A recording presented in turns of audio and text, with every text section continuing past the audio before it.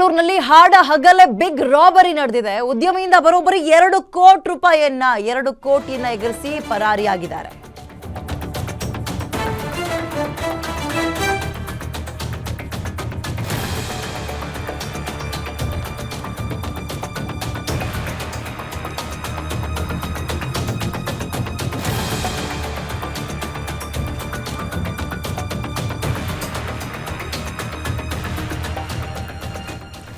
ಹಾಡ ಹಗಲೇ big robbery ನಡೆದಿದೆ. ಉದ್ಯಮಿಯಿಂದ ಬರೋಬ್ಬರಿ 2 ಕೋಟಿ ರೂಪಾಯಿಯನ್ನ ಎಗರಿಸಿ ಪರಾರಿಯಾಗಿದ್ದಾರೆ.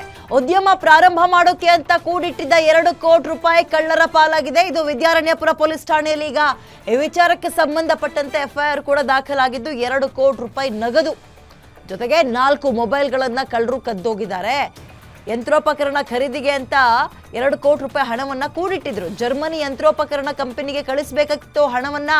ಕುಂದ್ರಾನ್ ಎಕೆ ಎಂಟರ್ಪ್ರೈಸಸ್ ಶಾಪ್ನಲ್ಲಿ ನಡೆದಂತಹ ಘಟನೆ ಇದು. 2 ಕೋಟಿ ರೂಪಾಯಿ ಪಂಗನಾಮ ಅಂದರೆ ಕದ್ದು ಹೋಗಿದ್ದಾರೆ. ಯಾರು ಕದ್ರು, ಹೇಗೆ ಕದ್ರು, ಮುಂಚೆ ವಿಚಾರ ಗೊತ್ತಿತ್ತಾ, ಇವ್ರು ಹೇಗೆ ಇಟ್ಕೊಂಡು ಬಂದರು, ಅದು ಇವೆಲ್ಲವನ್ನ ನೋಡ್ತಾ ಹೋಗೋಣ. ಕುಂದಾನ್ ಎಕೆ ಎಂಟರ್ಪ್ರೈಸಸ್ ಶಾಪ್ನಲ್ಲಿ ನಡೆದಿರುವಂತಹ ಘಟನೆ. 2 ಕೋಟಿ ರೂಪಾಯಿನ ಒಂದು ಹೊಸ ಉದ್ಯಮವನ್ನು ಆರಂಭ ಮಾಡಬೇಕು ಅಂತ ಕೂಡಿಟ್ಟಿದ್ರಂತೆ. ಕೂಡಿಟ್ಟಿದ್ರು ಅಂದರೆ ಅಲ್ಲಿ ಇಲ್ಲಿ ಅವ್ರ ಹತ್ರ ಕೈ ಸಾಲ ಮಾಡಿಕೊಂಡು 2 ಕೋಟಿ ರೂಪಾಯಿ ಹೇಗೆ ಲೂಟಿ ಆಯಿತು ಅನ್ನುವಂಥದ್ದನ್ನು ಒಂದು ಕಾಲಮ್ನಲ್ಲಿ ನೋಡ್ತಾ ಇದ್ದೀರಿ. ಎಫ್ಐಆರ್ ಕೂಡ ದಾಖಲಾಗಿದೆ. ಈಗ 2 ಕೋಟಿ ಲೂಟಿ ಆಗಿದೆ. ಶ್ರೀ ಹರ್ಷ ಅಂತ ಇವ್ರಿಗೆ ಸೇರಿದಂತಹ 2 ಕೋಟಿ ರೂಪಾಯಿ ಹಣ ಇದು. ವಿದ್ಯಾರಣ್ಯಪುರದ MS ಪಾಳ್ಯದ ಸರ್ಕಲ್ನಲ್ಲಿ ಇವ್ರ ಕಚೇರಿ ಇದೆ. ಸಂಜೆ 4:30ಕ್ಕೆ ಕುಂದಾನ್ ಎಕೆ ಎಂಟರ್ಪ್ರೈಸಸ್ ಏನಿದೆ ಆ ಮಳಿಗೆಯಲ್ಲಿ ಕಳ್ತನ ಆಗಿದೆ 2 ಕೋಟಿ ರೂಪಾಯಿ. ಉದ್ಯಮವನ್ನು ಆರಂಭ ಮಾಡಬೇಕು ಅಂತ ಅವ್ರಿವ್ರ ಬಳಿ ಅಂದರೆ ಸ್ನೇಹಿತರ ಬಳಿ 2 ಕೋಟಿ ರೂಪಾಯಿ ಸಾಲವನ್ನು ಹರ್ಷ ಪಡೆದುಕೊಂಡಿದ್ರಂತೆ. ಕೆಂಗೇರಿ ಉಪನಗರದಲ್ಲಿ ಇದೀಗ ಒಂದು ಕಂಪನಿಯನ್ನು ಕೂಡ ಇಟ್ಕೊಂಡಿದ್ರು. ಏನು ಕಂಪನಿ ಮಾಡೋಕ್ಕೆ ಅಂದರೆ ಹೊಸದಾಗಿ ಉದ್ಯಮ ಶುರು ಮಾಡೋಕ್ಕೆ 2 ಕೋಟಿ ರೂಪಾಯಿ ತಗೊಂಡಿದ್ರು ಅಂದರೆ ಕೋಲ್ಡ್ ಪ್ರೆಸ್ಡ್ ಆಯಿಲ್ ಕೇಳಿರ್ತಿರಲ್ಲ. ಈಗ ಮುಂಚೆಲ್ಲ ಗಾಣದಲ್ಲಿ ಆಯಿಲನ್ನು ತೆಗಿಯೋರು, ಎತ್ತಿನ ಗಾಣದಲ್ಲೆಲ್ಲ. ಈಗ ಕೋಲ್ಡ್ ಪ್ರೆಸ್ಡ್ ಆಯಿಲ್ ಅನ್ನುವಂಥದ್ದು ಸಿಕ್ಕಾಪಟ್ಟೆ ಟ್ರೆಂಡಲ್ಲಿ ಇದೆ.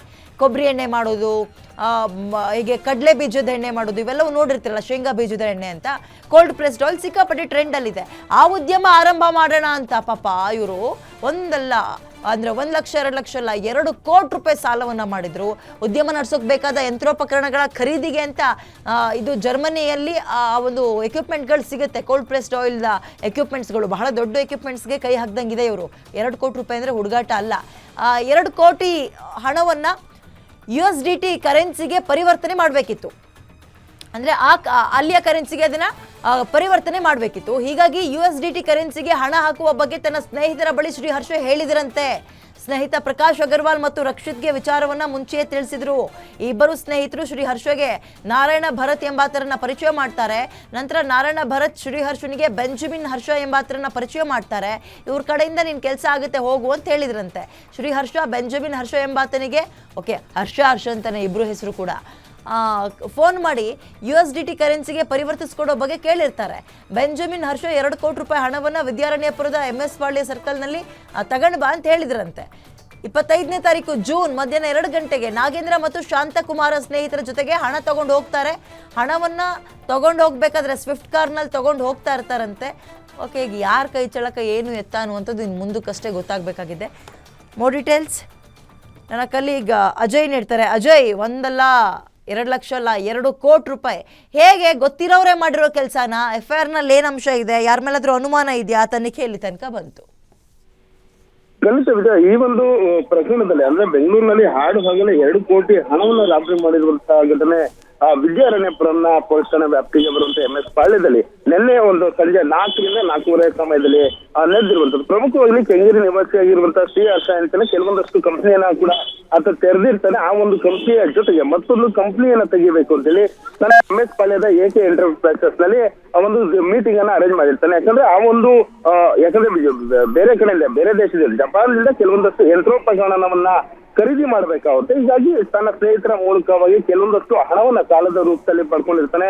ಹೊಸ ಕಂಪನಿಗೆ ಜಪಾನ್ನಿಂದ ಒಂದು ಯಂತ್ರವನ್ನ ತರಿಸಬೇಕು. ಇದಕ್ಕಾಗಿ STIT ಅಂದ್ರೆ ಕೆಲವೊಂದಷ್ಟು ಖಾತೆಗೆ ಹಣವನ್ನ ಜಮಾ ಮಾಡ್ಬೇಕಾಗುತ್ತೆ. 2 ಕೋಟಿ ಹಣವನ್ನ ಕನ್ವರ್ಟ್ ಮಾಡ್ಬೇಕಾಗುತ್ತೆ. ಹೀಗಾಗಿ ತನ್ನ ಸ್ನೇಹಿತರ ಮೂಲಕವಾಗಿ ಬೆಂಜಮಿನ್ ಹರ್ಷಾಂದ್ ಎಂಬಾತನನ್ನ ಪರಿಚಯ ಆಗಿರುತ್ತೆ. ಆತನನ್ನು ಕೂಡ ಸಾಕಷ್ಟು ಭೇಟಿಯನ್ನ ಮಾಡಿ ಆತನಿಂದ ಈ ರೀತಿಯಾಗಿ ಒಂದು ಕಂಪನಿ ಶುರು ಮಾಡ್ತಾ ಇದ್ದೀನಿ, ಒಂದು ಹಣವನ್ನ ಕನ್ವರ್ಟ್ ಮಾಡ್ಕೊಡ್ಬೇಕು ಅಂತ ಹೇಳಿ ಮಾತುಕತೆಯನ್ನು ಕೂಡ ಮಾಡಿರ್ತಾನೆ. ನಂತರ ಒಂದು AK ಎಂಟರ್ಪ್ರೈಸಸ್ ಶಾಪ್ ಏನಿದೆ ಅಲ್ಲಿ ಇಬ್ರು ಕೂಡ ಭೇಟಿ ಆಗ್ತಾರೆ. ನಂತರ ಬೆಂಜಮಿನ್ ಮತ್ತೆ ತನ್ನ ಇಬ್ರು ಸ್ನೇಹಿತರನ್ನ ಕರ್ಕೊಂಡ್ಬಂದು ಈ ಒಂದು ಬಿಸ್ನೆಸ್ ಅಂದ್ರೆ ಮಾಡುವಂತ ಸಂದರ್ಭದಲ್ಲಿ ಕನ್ವರ್ಟ್ ಮಾಡೋದಕ್ಕೆ ಬ್ಯಾಂಕ್ಗೆ ಹಾಕಿ UDIT ಅಂತ ಕನ್ವರ್ಟ್ ಮಾಡೋದಕ್ಕೆ ತನ್ನ ಸ್ನೇಹಿತರು ಕೂಡ ಹೆಲ್ಪ್ ಮಾಡ್ತಾರೆ ಅಂತ ಹೇಳಿ ಸಾಕಷ್ಟು ಆತನನ್ನ ನಂಬಿಕೆಯನ್ನ ಗಳಿಸಿರ್ತಾರೆ. ನಂತರ ಯಾವಾಗ ಈ 2 ಕೋಟಿ ಹಣವನ್ನ ಇಬ್ರು ಸೇರಿ ಹಣವನ್ನ ತೆಗೆದುಕೊಂಡು ಬ್ಯಾಂಕಿಗೆ ಜಪಾನ್ಗೆ ಹಣವನ್ನ ಕಟ್ಟಬೇಕು, ಅಕೌಂಟ್ ಕಟ್ಟಬೇಕು, ಕನ್ವರ್ಟ್ ಮಾಡ್ಬೇಕು ಅಂತ ಹೇಳಿ ಹೇಳ್ತಾರೋ, ನೇರವಾಗಿ ಅತ್ತ ತನ್ನ ಸ್ವಿಫ್ಟ್ ಕಾರ್ ನಲ್ಲಿ ಸ್ನೇಹಿತರೊಂದಿಗೆ ನೇರವಾಗಿ ಒಂದು AK ಎಂಟರ್ಪ್ರೈಸಸ್ MS ಪಾಳ್ಯದಲ್ಲಿರುವಂತಹ AK ಎಂಟರ್ಪ್ರೈಸಸ್ಗೆ ತಂದು ಅಲ್ಲಿ ಹಣವನ್ನ ಕೌಂಟನ್ನ ಮಾಡ್ತಾ ಇರ್ತಾರೆ.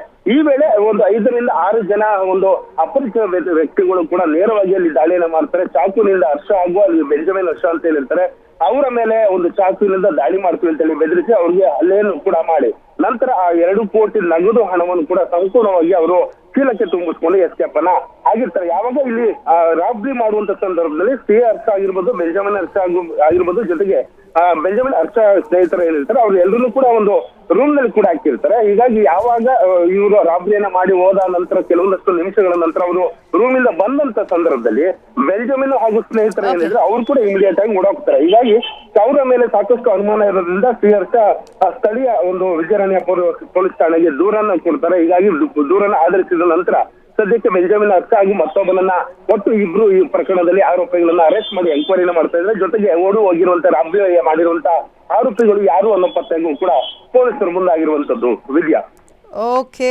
ಧನ್ಯವಾದ ಡೀಟೇಲ್ಸ್ಗೆ.